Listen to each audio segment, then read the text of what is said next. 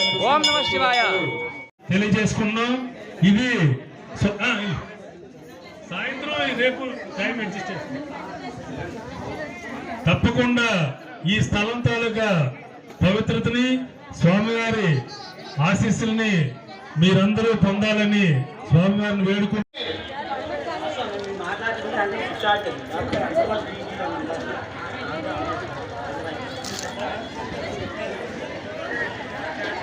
స్వాములు, భవానీలు ఇంకా ఎవరైనా ఉన్నట్లయితే భిక్షకు రావాల్సిందిగా మరీ కోరుతున్నాం.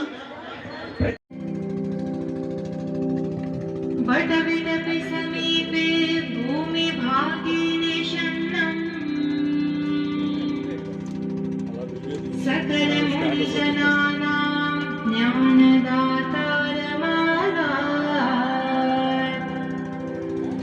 त्रिभुवनगुरुमीशं दक्षिणामूर्तिदेवं